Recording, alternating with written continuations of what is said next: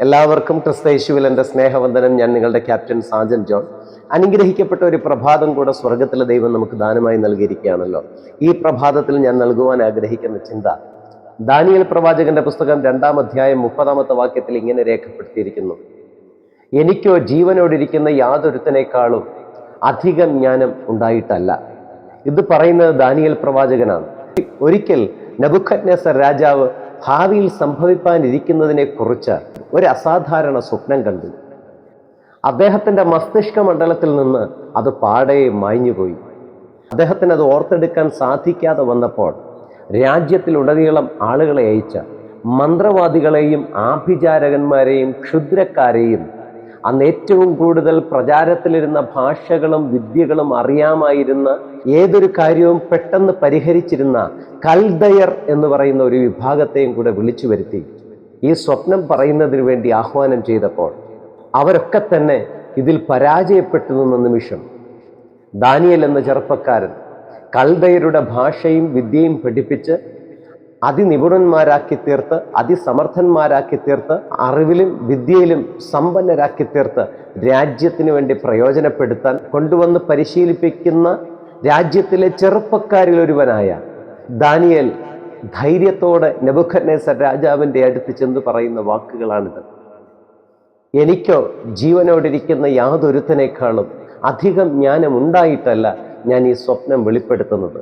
വന്നവരെല്ലാവരും ജഡവാസമില്ലാത്ത ദേവന്മാർക്കല്ലാതെ ഈ സ്വപ്നത്തെ വെളിപ്പെടുത്താൻ മറ്റാർക്കും കഴിയുകയില്ല എന്ന് പറഞ്ഞ് അവർ ഒഴിഞ്ഞു മാറുമ്പോൾ ദാനിയേൽ എന്ന ചെറുപ്പക്കാരൻ സധൈര്യം നെബൂഖദ്നേസർ രാജാവിൻ്റെ അടുക്കൽ ചെന്ന് പറഞ്ഞു: രാജാവ് പറഞ്ഞ ഈ ഗുപ്തകാര്യം വെളിപ്പെടുത്താൻ ലോകത്ത് ഇന്ന് ജീവിച്ചിരിക്കുന്ന യാതൊരു മനുഷ്യർക്കും സാധ്യമല്ല. പക്ഷേ രഹസ്യത്തെ വെളിപ്പെടുത്തി തരുന്ന എൻ്റെ ദൈവം കഴിഞ്ഞ രാത്രിയിൽ എനിക്ക് ഈ സ്വപ്നം വെളിപ്പെടുത്തി തന്നു. ജീവനോടിരിക്കുന്ന മറ്റ് യാതൊരുത്തനേക്കാളും അധികം ജ്ഞാനം എനിക്കുണ്ടായിട്ടല്ല ഞാനിത് പ്രസ്താവിക്കുന്നത്. ദൈവത്തിൻ്റെ കൃപ കൊണ്ടും അവൻ്റെ മഹൽ ശക്തി കൊണ്ടുമാണ് ഞാനിത് രാജാവിനോട് പ്രസ്താവിക്കുന്നത്. പ്രിയപ്പെട്ട ദൈവമക്കളെ, ഈ ലോകത്ത് മനുഷ്യർക്ക് കിട്ടുന്ന പദവികളൊക്കെ തങ്ങളുടെ ധനം കൊണ്ടും തങ്ങളുടെ ശക്തി കൊണ്ടും തങ്ങളുടെ കൈക്കരുത്ത് കൊണ്ടും ബന്ധുബലം കൊണ്ടും സുഹൃത്ത് വലയം കൊണ്ടും ഒക്കെ നേടിയതാണെന്ന് ചിലപ്പോൾ പറഞ്ഞേക്കാം. പക്ഷേ really there is a matter behind that. That is only the grace of God.